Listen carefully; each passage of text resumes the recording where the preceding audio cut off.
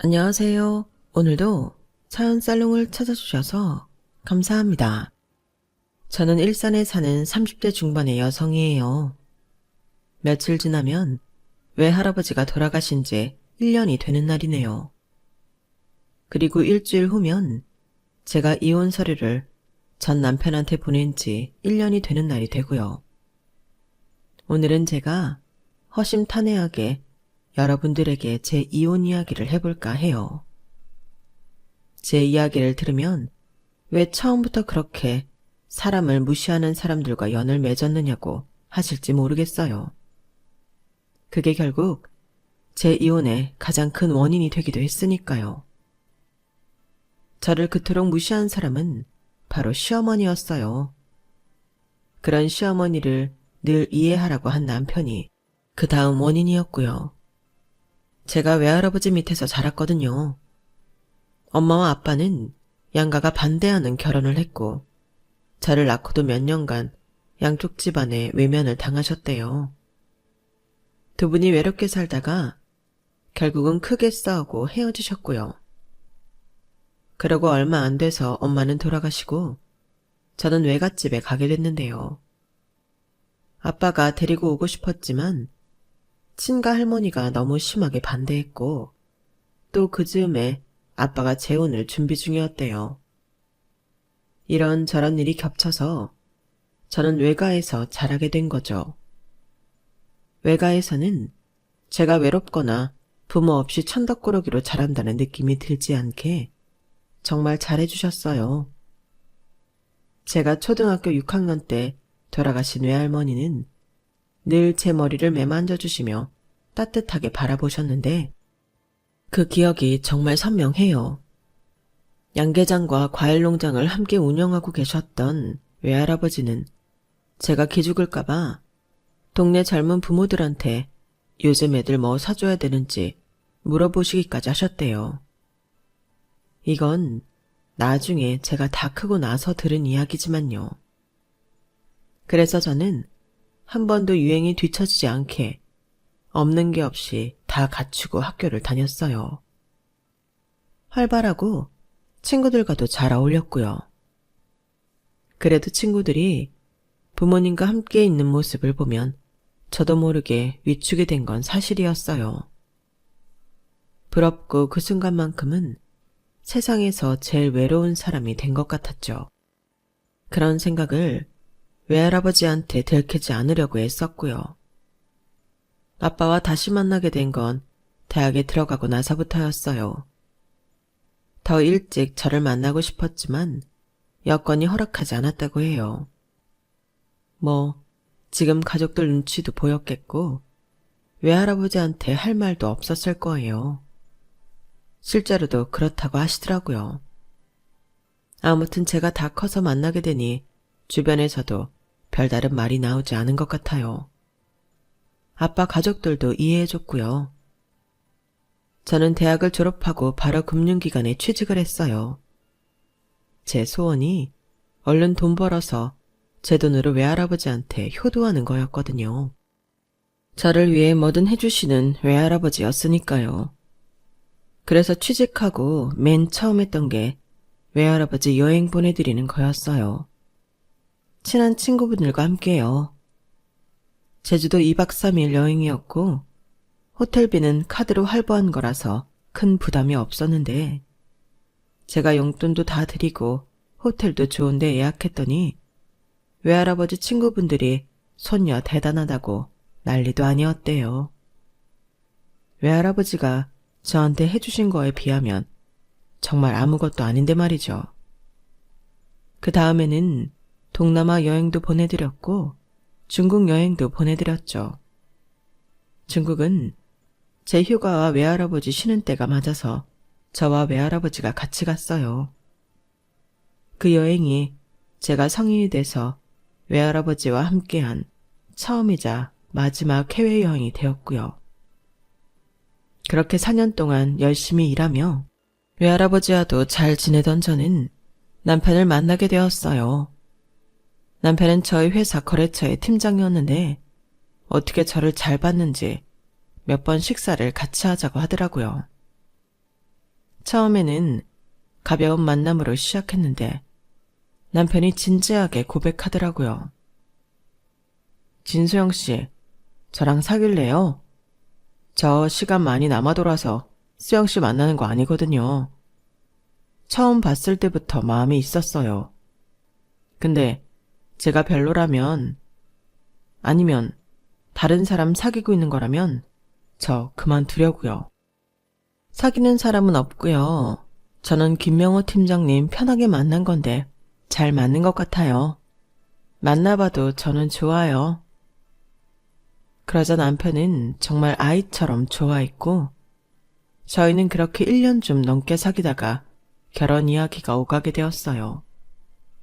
어떻게 보면 자연스러운 수순이었죠. 저는 제 가정사 때문에 좀 망설였는데 오히려 남편이 그런 거는 아무것도 아니라며 신경 쓰지 말라고 하더라고요. 결혼 전에 아빠와도 따로 만났었는데 나중에 제가 이혼한 후 아빠는 속상해하며 이렇게 말씀하셨어요. 너 그렇게 힘들게 살면서 왜 한마디도 말 안 했어? 너랑 같이 못 살았어도 아빠는 아빠잖아. 어디 그딴 시어머니가 다 있냐? 요즘 세상에. 못돼 처먹었다는 말이 진짜 딱 어울리는 것들이야. 아빠가 알면 외할아버지도 알게 될 텐데 그러면 외할아버지가 어땠을 것 같아? 난 그래도 시어머니 짤이 사납게 생겼다고 걱정하셨잖아. 에휴, 내가 적극적으로 말렸어야 됐는데 애비 노릇 못한 죄로 나서지 않은 게 더 큰 죄 같다. 그런 말 마. 이제 다 지나간 일이고 나 이제 이렇게 아빠랑 같이 지낼 수 있는 것만으로도 정말 좋거든. 앞으로도 잘 살면 되지 뭐. 미안하다 수영아. 네가 마음고생한 게 다 아빠 잘못인 것 같아서 너무 미안해. 아니야. 그 사람들이 이상한 사람들인 거야. 아빠가 그랬잖아. 못돼 처먹었다고. 그런 인간들이라서 그래. 아빠 잘못 아니야. 저는 이혼 후 아빠 집하고 가까운 곳으로 이사를 해서 살고 있어요. 솔직히 아빠에 대한 원망이 아주 없다고 할 수는 없었는데요. 아빠와 전보다 더 자주 만나 이야기를 나누며 아빠도 힘들었던 것을 이해할 수 있게 됐네요.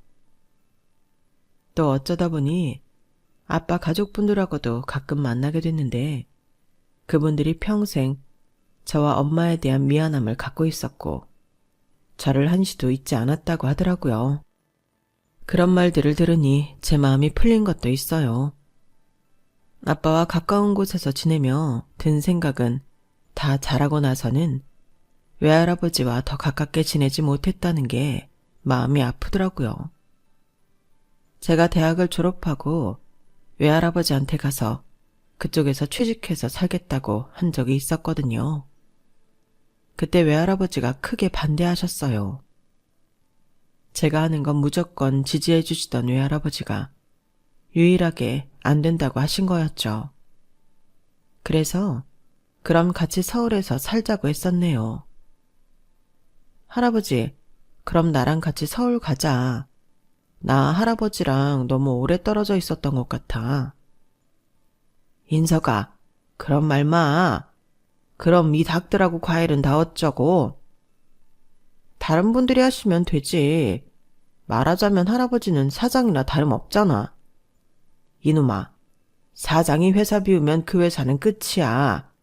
그런 말 말고 젊은 사람 일자리 많은 데에 가서 네 능력 펼치고 살아. 수영이 너는 농장 일에는 소질이 없잖냐. 그게 딱 네 엄마 닮았단 말이지. 사람은 자기 타고난 걸 개발하며 살아야 행복한 거야. 할아버지가 네 엄마한테 그걸 못 해준 것 같아. 너무 후회되고 속상한데 하나뿐인 외손녀한테까지 그러라고? 할아버지 계속 일만 하면 건강은 어쩌고. 나도 할아버지 걱정돼서 그러는 거야. 할아버지 끄떡없다. 20년 30년도 일할 수 있어. 너 휴가 때 만나러 오면 되잖냐. 그러니 할아버지 걱정 말고 마음 편히 하고 싶은 거 해. 그나마 제가 외할아버지 여행 보내드리고 같이 여행도 다녔으니 마음에 맺힌 게 덜한 것 같아요. 그마저도 안 했다면 저는 정말 평생을 외할아버지한테 미안해하며 살았을 것 같거든요. 물론 미안한 마음도 여전히 있지만 감사한 마음이 더 크게 남아있어요. 외할아버지는 전 남편과 결혼한다고 인사를 갔을 때도 정말 활짝 웃으며 맞아주셨어요. 전 남편한테 어찌나 저를 잘 부탁한다고, 잘해줘야 한다고 신신당부하셨는지 몰라요. 우리 수영이가 결혼한다니 내 마음이 참 기쁘다. 자네랑 잘 살면서 아들, 딸도 낳고 행복하기만 하면 나는 바랄 게 없겠네. 네, 염려 마세요. 제가 수영이 행복하게 해줄 겁니다. 남편은 제가 어떤 환경에서 컸는지 알고 있었어요. 저는 그것 때문에 결혼을 망설인 것도 있는데 남편은 그런 게 뭐가 중요하냐며 괜찮다고 하더라고요. 그 말을 믿은 제가 잘못이었고요. 그렇게나 좋아하시던 외할아버지는 상견례에서 시어머니를 보고는 걱정을 좀 하셨거든요. 네 시어머니 만만치 않게 생겼다. 수영이 너 괜찮겠냐?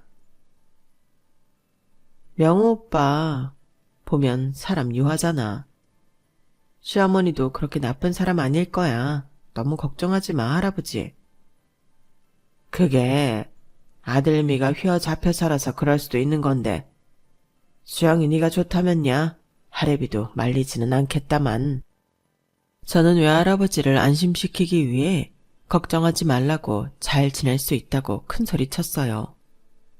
저라고 마음이 완전히 편한 것만은 아니었는데 생각해보면 제 가정 환경 때문에 위축이 되었던 것 같아요. 누가 됐든 저 좋다고 결혼하자고 하면 그 사람이 어떻든 그 사람 부모가 어떻든 제가 감수해야 한다고 생각했던 거죠. 제가 그만큼 꿀리고 들어간다 싶었네요. 시어머니가 저를 차갑게 대하는 건 알고 있었지만 남편이 걱정하지 말라며 외할아버지 밑에서 커서도 이렇게 좋은 직장에 다니는 걸 더 대단하게 생각할 거라고 했던 말을 믿고 싶었어요. 나중에 알고 보니 남편은 시어머니가 극렬하게 반대하는 걸 엄청 설득했더라고요. 시어머니가 굉장히 자존심이 세고 뭐든 자기 뜻대로 해야 되는 사람인데 아들이 저랑 결혼 안 하면 연락 끊고 살겠다는 말에 아마 자신이 졌다는 기분이 들었나 봐요. 결혼하고 나서 시어머니는 노골적으로 저를 싫어하는 티를 냈거든요. 내가 정말이지 우리 그 양반 명호 고등학생 때 돌아가셔서 며느리만큼은 부모 다 온전히 있는 애로 얻고 싶었거든. 근데 너 때문에 내 바람이 아주 산산조각이 났어. 네가 어떻게 명호를 흘렸는지 모르겠지만 나는 어림없다. 시어머니는 결혼 전에도 제가 신혼집까지 책임져야 한다고 외할아버지한테 돈으로 압박을 했었어요. 마치 그 정도는 해줄 수 있는 집이어야 결혼시킬 수 있다는 식으로요. 그때 제가 나섰죠. 어머니, 신혼집은 제가 모은 돈으로 해결할 수 있어요. 제 직장이 대출도 잘 돼서 대출 조금만 더 받으면 되고요. 저랑 오빠랑 결혼은 저희 힘으로 하기로 했으니 그런 말씀은 안 하셔도 될 것 같아요. 어머니도 저희 결혼이 금전적으로 보태기 어렵다고 하셨다면서요. 그래서 저희가 그렇게 결정했어요. 너무 걱정 마세요. 그때 시어머니가 저를 보는 눈초리가 심상치 않았는데 아마도 제가 더는 돈 얘기를 못하게 막았기 때문이었을 거예요. 그래도 저는 외할아버지가 제 결혼 비용을 고스란히 독박 쓰고 있는 걸 볼 수는 없었네요. 아빠가 돈을 보태주겠다고 했지만 제가 한사코 거절했고요. 네 시어머니 보니 너를 마치 고아인 것처럼 대하는구나. 나 참 멀쩡하게 내가 있는데도 그런데 결혼해서 너 괜찮겠냐? 자기도 남편이 일찍 갔는데 남의 집 자식한테 이러는 거 보니 인성이 의심스럽다. 나 그 정도는 각오하고 있었어. 어떤 집 사람을 만나도 그럴 수 있을 것 같아. 그렇게 말하니 아빠가 또 미안하구나. 어쩔 수 없는 일인데 미안하다고 하지 마. 아빠도 사정이 있었잖아. 아무튼 그래도 너네 결혼을 반대는 못하는 거 보면 김서방이 너랑 결혼하겠다는 뜻이 확고한 것 같구나. 아무튼 나는 너 마음고생할까봐 그게 걱정이다. 나한테 주어진 숙제니까 어쩔 수 없지. 걱정하지 마. 그래, 아빠가 네 결혼 안 된다고 반대할 입장도 못 되고 이래저래 답답하기만 하구나. 너무 걱정하지 마. 시간이 지나면 다 괜찮아질 거야. 사람이 친해지고 정도 들면 또 변하는 거니까. 제가 결혼은 무조건 저와 남편이 모은 돈으로만 할 거라고 했음에도 외할아버지는 제 이름으로 된 통장을 주셨고 아빠도 제 앞으로 들어놓은 적금을 찾아서 주셨어요. 외할아버지 통장에는 1억 5천만 원이나 들어있었고 아빠는 저한테 5천만 원을 보내주셨네요. 돈 액수가 많은 것도 놀랐지만 그보다도 저는 두 분의 마음이 느껴져서 정말 든든했어요. 정서적 안정감이 느껴지더라고요. 시어머니는 자신이 말한 대로 저희 결혼에 보탠 돈은 없었어요. 다만 저희 신혼여행 갈 때 친척분 여행사 얘기를 해서 호텔하고 비행기값만 해주셨네요. 엄밀히 따지자면 그건 그 친척분이 울며 겨자 먹기로 저희한테 결혼 선물한 거나 마찬가지였죠. 저는 시어머니가 은근히 외할아버지를 무시하고 있다는 걸 알았기 때문에 일부러 외할아버지가 저한테 1억 5천만 원이나 줬다는 말을 했어요. 시어머니는 순간 눈동자가 흔들리면서 놀랐지만 금세 냉정해졌어요. 노인네가 아주 손녀 결혼 못할까봐 전 재산을 쏟아 부으셨구나. 그 돈 보내놓고 니네한테 나중에 손 벌리는 건 아니겠지? 그건 내가 용납 못한다. 그거 외할아버지 전 재산 아니에요. 그냥 제 이름으로 어릴 때부터 만들어주신 통장이고요. 그 돈 아니어도 외할아버지 재산 있으니 저희한테 손 벌릴 거라는 걱정은 안 하셔도 돼요. 잘났다 그래. 어쨌든 네 외할아버지 꼬깃꼬깃 모아놓은 돈 아니겠냐? 시골에서 농장이나 하는 양반이 뭐 그리 풍족하다고 그렇게 자존심을 내세우니? 니들한테 신세만 안 지면 그만이다. 네 외할아버지가 너 시집에 할 말 없게 만들지 않은 것만도 잘하신 거는 맞구나. 네가 조부모복은 부모복만큼 없지는 않다는 건 알겠다. 네, 이렇게 손녀 대학까지 보내고 누구나 부러워하는 직장까지 갈 수 있게 하는 외할아버지가 우리나라에 몇이나 있겠어요. 저 외할아버지 복 많은 거예요.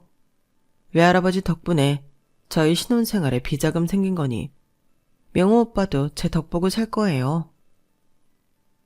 자꾸 외할아버지를 깎아내리는 게 속상해서 끝까지 할 말을 했더니 시어머니는 저를 무섭게 노려보기만 할 뿐 더 이상 아무 말도 하지 않았어요. 외할아버지는 저한테 시댁에 가서도 기죽지 말고 할 말도 하고 당당하게 지내라고 늘 당부하셨고 저는 외할아버지 말씀대로 했네요. 그렇다고 막 선을 넘어서 말대답을 한 건 아니었고요. 하지만 시어머니가 하도 저희 친정을 무시하니 저도 결국에는 말이 좋게 나가지 않더라고요. 남편은 그럴 때마다 저와 시어머니 눈치만 봤고요. 이런 일이 쌓이다 보니 몇 달 안 돼서 남편과도 계속 싸우게 됐어요. 부부 사이에도 좋지 않은 영향을 미치게 된 거죠. 제가 아무리 시어머니한테 잘하려고 매주 시댁에 가서 시어머니 하자는 대로 해도 꼭 가슴에 가시 박히는 말로 저와 친정을 모욕했어요. 그러다가 외할아버지가 허리 디스크 때문에 서울 병원에 오실 일이 있었는데 시어머니가 갑자기 저를 부르더라고요. 예, 나 친구들 만나러 가야 되는데 반찬 하나씩 하기로 했거든? 네가 와서 반찬 좀 만들어라. 아니, 김밥 싸라, 김밥. 며느리 들였다고 뭐 제대로 하지도 못했는데 며느리가 만든 김밥은 먹어보게 해줘야지 않겠어?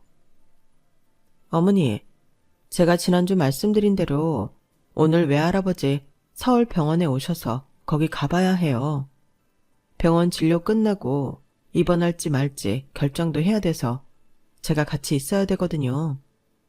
죄송하지만 오늘만 어머니가 해놓으신 반찬 가져가시면 안 될까요? 일반적인 상식으로는 그러면 그렇게 하라고 하지 않나요? 사돈집안에 자기보다 나이도 더 많은 어른 일이잖아요. 그런데 시어머니는 그렇지 않았어요. 아주 불쾌하다며 이러더라고요. 나는 말만 그런 줄 알았지. 진짜 네가 병원까지 갈 줄은 몰랐다. 아니, 네 외할아버지가 애도 아니고 병원 진료 혼자 못 보시는 거 아니잖니? 혹시 거기에 우리 아들 대동하는 건 아니지? 우리 아들 시간 괜히 뺏지 마라. 어머님 아들 시간 안 뺐고요. 그렇게 따지면 어머니도 혼자 반찬 만드실 줄 알잖아요. 왜 꼭 저한테 하라고 하시는데요?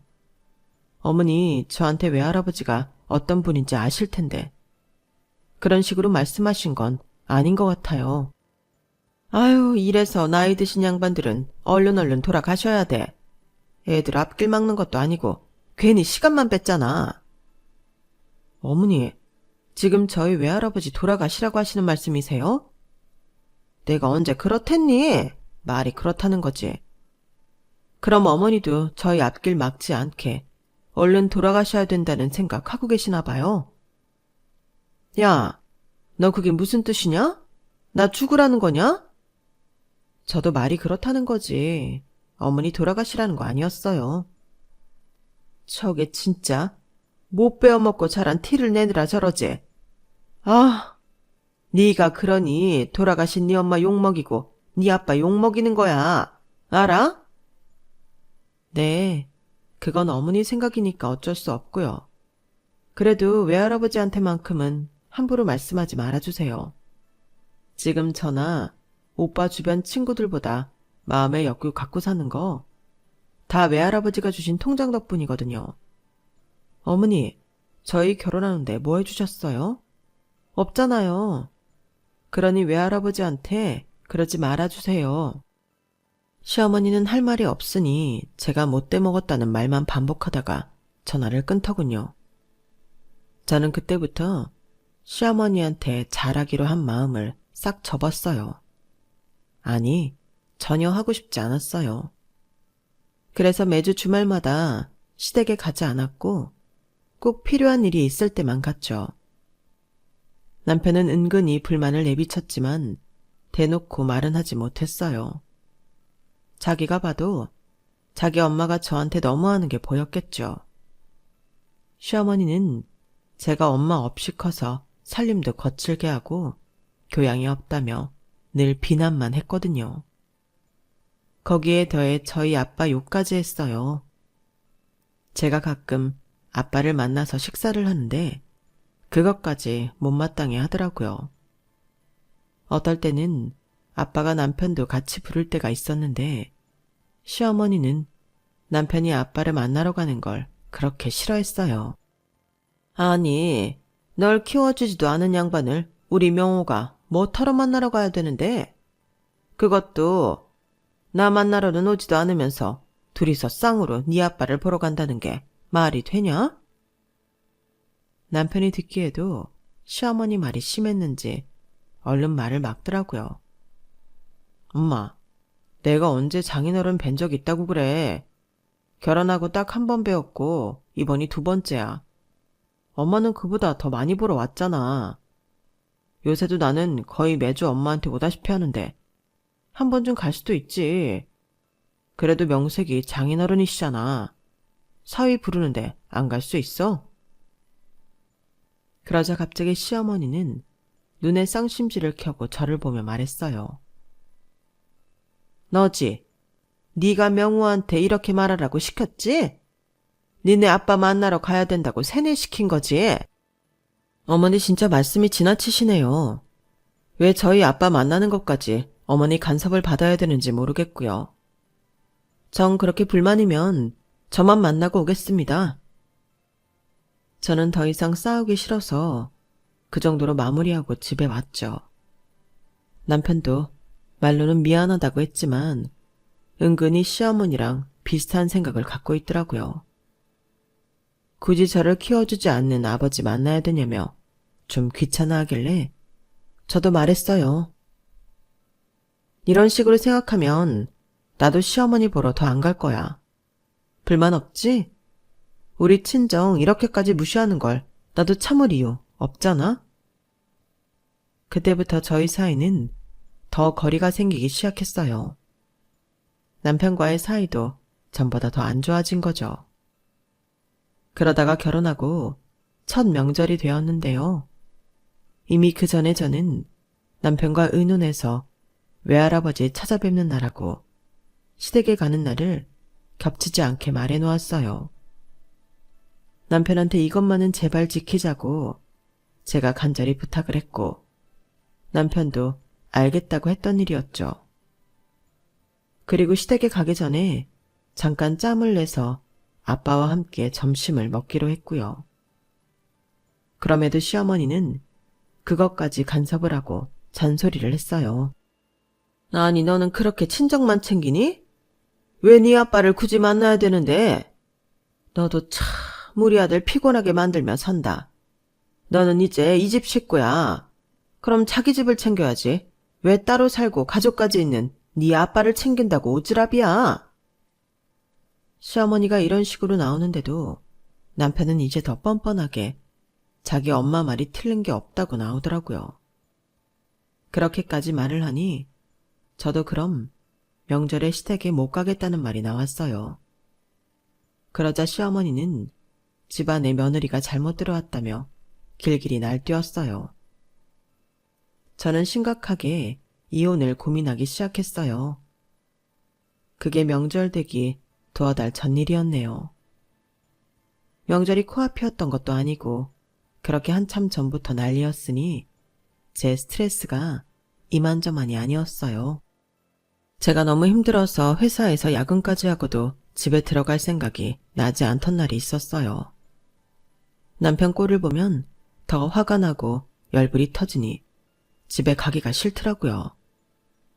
그런데 느닷없이 외할아버지한테서 전화가 왔던 거였어요. 우리 손녀 잘 있나? 어째 하레비 꿈에 자꾸 우리 소영이가 보이노? 별일 없이 지내는 거 맞아? 나 잘 지내니까 꿈에 나오나 보네. 나 지금도 회사 끝나고 집에 가는 중이야. 할아버지는? 요즘 허리는 괜찮고? 안 아파? 할아버지야 늘 고마운고만 하지. 우리 강아지 잘 지내나 그게 제일 걱정이지. 에이 뭐 그런 걱정을 해. 괜찮아 할아버지. 나 이번 주말에 내려갈게. 됐다. 오긴 뭘 오냐? 모처럼 쉬는 날인데 푹 쉬고 놀아야지. 저는 외할아버지의 마음 씀씀이에 눈시울이 붉어졌고 우는 티를 내지 않느라 얼마나 애를 썼는지 몰라요. 역시 저를 생각해주는 건 외할아버지밖에 없다는 생각도 들었고요. 그런데 그런 외할아버지가 명절을 앞두고 갑자기 돌아가셨어요. 여느 때나 다름없이 새벽에 일어나셔서 농장에 나가셨는데 갑자기 쓰러졌다는 거였어요. 뇌출혈이었고 사람들이 발견하기까지 늦어져서 외할아버지는 응급실에 옮겨지고 바로 사망 선고를 받으셨다고 해요. 너무나 허망하게 돌아가신 거죠. 제가 그 연락을 받은 게 막 시댁에서 저를 불러서 가는 도중이었어요.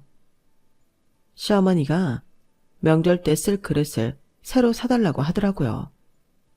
뭐 새 식구가 생겼는데 그릇들이 너무 낡고 개수가 부족하다나요? 그래서 시어머니가 원하는 브랜드로 백화점에서 사서 가져가고 있었죠. 저는 전화를 받자마자 바로 차를 돌려서 지방으로 내려가며 시어머니한테 연락을 했어요. 외할아버지가 돌아가셔서 가봐야 한다고요. 그러면 당연히 얼른 가라고 하고 자기도 따라오겠다고 할 거라 생각했어요. 그래도 집안 어른이 돌아가신 거잖아요. 그런데 시어머니는 정말 너무도 상식 밖의 말을 했어요. 그럼 그릇은 어쩌고? 그릇은 나한테 주고 가야지. 어머니, 지금 저희 할아버지 돌아가셨다니까요? 예, 네 외할아버지 언제 돌아가셔도 이상하지 않을 양반이었다. 나이는 90 다 돼가서 마음의 준비는 하고 있었던 거 아니냐? 그거 몇십 분쯤 늦는다고 뭐 큰일 나니? 그 정도면 니들 평간호 안 시키고 아주 잘 돌아가신 거다. 그러니 나한테 그릇 갖다 주고 가려무나? 어머니, 진짜 해도 해도 너무하시네요. 누가 어머니 돌아가실 때 살 만큼 살다가 죽었으니 슬퍼하지 말라고 하면 어떨 것 같으세요? 그리고 저한테는 외할아버지 돌아가신 거 굉장히 큰 거예요. 제 할아버지인 동시에 제 부모님이었다고요. 됐으니까 어머니 그릇은 어머니가 사세요. 아니, 너는 이제 이 집 식구야? 네 외할아버지 식구가 아니라고. 그리고 니네 아빠가 사위면 사위가 알아서 장인어른 장례 챙기면 되는 건데 왜 너는 네 위치를 자꾸 착각하냐? 그러면서 날 가르치려 들어? 진짜 버르장머리 없기가 하늘을 뚫는구나. 당장 오지 못해! 저는 그 순간 정신줄이 탁 끊기는 느낌이었어요. 나 댁 같은 여자랑 같은 식구 아니니까 그런 줄 알아. 줏대 없고 댁 눈치나 보는 댁의 아들하고도 안 살 거니까 그렇게 알아. 그렇게 소리를 지르고 전화를 끊고는 남편한테도 연락했어요. 나 너랑 이혼할 거야. 그러니까 그런 줄 알아. 더는 비상식적인 네 엄마 상대 못하겠다. 근데 너는 한 게 뭐 있어? 네 엄마 이해하라는 말만 하고 결국 나한테 모든 걸 뒤집어 씌우더라. 너랑 끝이야. 그러니까 너도 외할아버지 장례식 오든지 말든지 알아서 해. 저는 전화를 끊고는 차 안에서 엉엉 통곡을 하며 병원 장례식장으로 갔어요. 아빠는 이미 와서 외할아버지 농장 직원분들하고 빈소를 차려놓고 계셨고요. 저는 그렇게 외할아버지 돌아가시는 순간도 보지 못하고 조문객들을 맞이하게 됐어요. 남편과 시어머니는 저한테 연락 한 통도 없었고요. 그러다가 마지 못해서 마지막 날 늦은 시간에 둘이 찾아왔더라고요. 저는 아예 외면하고 두 사람 얼굴을 쳐다보지도 않았어요. 저는 이미 아빠한테도 남편과 시어머니 이야기를 했고 이혼하겠다는 말도 해놓았어요. 아빠 역시 남편을 아주 차갑게 대했네요. 시어머니는 저희가 어떻게 하든지 말든지 상관없다는 표정으로 밥만 처먹고 있더라고요. 정말 어찌나 꼴보기 싫은지 그 인간들이 내는 조의금도 돌려주고 싶은 심정이었어요. 하지만 마침 외할아버지 변호사가 와서 저를 불렀기에 저는 남편과 시어머니를 상대하지 않아도 됐었죠. 대신 아빠가 두 사람한테 하는 말이 제 귀에 들렸어요.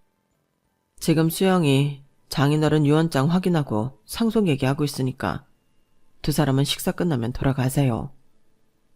그런데 그 말에 시어머니가 다급하게 대꾸하는 거였어요. 상속이라뇨? 뭐 받을 게 있는 거예요? 그 짜끄만한 시골 땅에서 뭐 나올 게 있답니까? 소영이 외할아버지 양계장하고 과일농장 하시는 거 아니었어요? 그럼 거기 물려받는 건가요? 남편까지 궁금해하는 걸 보니 이 인간들이 왜 저러나 싶은 생각이 들더군요. 그러자 아빠가 말씀하셨어요. 장인어른 양계장하고 과일농장? 그거 농업법인회사야. 자네 그건 몰랐나 보군. 사부인께서도 뭘 잘못 알고 계시고요. 저는 듣다 못해 변호사에게 양해를 구한 후 두 사람이 있는 자리로 왔어요. 됐어요, 아빠. 상대하지 마. 어머니는 끝까지 저희 외할아버지를 모욕하시네요. 시골에 있으면 다 못 살고 가난한가요? 장례식장에까지 와서 이런 식으로 말씀하시다뇨. 저 회사 처분하면 20억은 제가 받아요. 게다가 외할아버지 아파트랑 땅도 있고요. 이걸 다 저한테 물려주시겠다고 하셨다네요. 저는 외할아버지가 생전에 그런 유언장 남기신 줄도 몰랐어요. 아빠는 이미 알고 계셨다고 하네요. 아빠가 저한테 바로 물려주는 걸 동의하셨대요. 이제 궁금한 거 풀리셨으면 그만 일어나세요. 저 우리 외할아버지 이런 식으로 끝까지 무시하는 사람들 조문 받고 싶지 않아요. 외할아버지도 반기지 않으실걸요? 이제 좀 가주시죠. 분위기 흐리지 말고. 그런데 그 말에 더 태도를 확 바꾼 건 시어머니보다 남편이더군요. 소영아, 니네 외할아버지 이렇게 대단하신 분이었어? 그런 말을 왜 진작에 안 했어? 네가 그 재산을 다 받는다니 나까지 갑자기 든든해진다. 야, 김명호, 네가 왜 든든한데? 내 상속인데 왜 네가 든든하냐고. 너 잊었나 본데 내가 이혼한다 그랬잖아. 너 그때 아무 말도 안 하지 않았어? 나한테 문자 한 통도 없다가 오늘 나타난 거잖아. 그것도 맞지 못해서. 아마 이혼할 때 귀책 사유로 들어갈까봐 그런 것 같은데 갑자기 왜 이래? 아니 그게 그런 거 한 번씩 생각해 볼 수 있는 거잖아. 이혼이니 뭐니 하는 거 살다 보면 한 번쯤 다 그런 생각 한다더라. 그렇다고 무슨 진짜 이혼이야. 그건 안 되지. 남편의 말에 옆에서 시어머니도 끼어들었어요. 명호 말이 맞다, 얘. 네가 우리 집 며느리 된 지 얼마나 됐다고 이혼이야. 너 여자가 이혼해서 사는 게 어디 쉬운 줄 아니? 안 그래도 너 외할아버지 손에 자란 것 때문에 눈총 많이 받아. 거기다 돌싱까지라는 딱지까지 붙일래? 너 명호랑 이혼하고 살면 재미없다. 그럼 말도 안 되는 소리 하지 마라. 그러자 아빠가 테이블을 손으로 탕 치면서 큰 소리를 냈어요. 뭐가 어쩌고 저쩌요? 우리 딸이 누구한테 눈총을 받는답니까? 이날이 때까지 댁들 만나기 전에는 이런 취급 받아본 적 없는 애예요. 내가 잘 알아요. 장인어른이 얼마나 귀하게 키우고 구김살 없이 키웠는데. 내가 소영이 친구들 다 만나봐도 소영이 외할아버지랑 살았다고 그걸로 눈치 주는 사람 한 명도 없었습니다. 댁들만 이러지, 댁들만. 댁들 같은 인간하고 사느니 차라리 돌싱 소리 듣는 게 낫습니다. 그리고 요즘 같은 세상에 돌싱이 흠입니까? 아빠의 고함 소리에 장례식장 사람들 시선이 전부 시어머니와 남편한테 쏠렸어요. 두 사람은 어쩔 줄 몰라 하더군요. 이번에는 제가 말했어요. 진짜 마지막까지 흉한 모습 보여주네요. 와, 진짜. 내가 진작에 정 다 떨어졌는데 오늘로써 단 한 방울의 후회도 남지 않게 해주네요. 정말 감사합니다. 댁들 이러는 거 우리 외할아버지 재산 있다는 말에 이러는 거잖아. 진짜 신물나고 징그러운 인간들이네. 이봐요 아줌마. 집에 가서 댁 아들 이혼 변호사나 잘 알아보세요. 웬만한 사람 아니면 안 될 테니까. 알겠어요? 아빠도 작정한 듯 한 말씀 더 하셨어요. 보아하니 당신들 우리 딸을 무슨 천의 구 하나 되는 것처럼 취급했던데 멀쩡히 아빠 있고 외할아버지 있는 애한테 무슨 짓입니까? 김서방, 자네는 진짜 한 대 치고 싶지만 내가 장인어른 가시는 길이라 참는 줄이나 알게. 꼴 보기 싫으니 네 어머니 모시고 당장 나가. 그러자 시어머니는 아빠 손을 붙잡고 사정하기 시작했어요. 아우 사돈어른 왜 이러십니까? 저희 때문에 섭섭한 게 있으시면 푸시면 되잖아요. 제가 부족해서 그랬습니다. 용서하시고 애들 이혼 말려주세요. 아빠는 시어머니 손을 탁 쳐내며 말씀하셨어요. 됐습니다. 이제 와서 그런 말 한들 그게 진심이 아니라는 것 정도는 저도 압니다. 우리 딸도 알고 여기 있는 사람 다 알 겁니다. 당신이 우리 장인어른 재산 노리고 이러는 거. 주변 사람들이 매서운 눈으로 시어머니와 남편을 노려보자 두 사람은 허둥지둥 자리를 떠났어요. 장례를 다 마친 후에 저는 바로 이혼 서류를 남편한테 보냈지만 남편은 끝까지 도장을 못 찍겠다고 버티더군요. 그래서 저는 그동안 저한테 어떤 부당한 대우를 했는지 일일이 증명해서 위자료 청구 소송을 냈어요. 처음에는 남편이 어디 한번 해보라며 큰소리 치더니 나중에는 위자료를 안 내려고 아주 이런 말 저런 말로 저를 회유하려 들더라고요. 저는 끝까지 안 받아주고 소송을 진행했고 남편은 결국 한 푼도 못 받고 저한테 돈만 줘야 하는 걸로 이혼 소송은 끝이 났어요.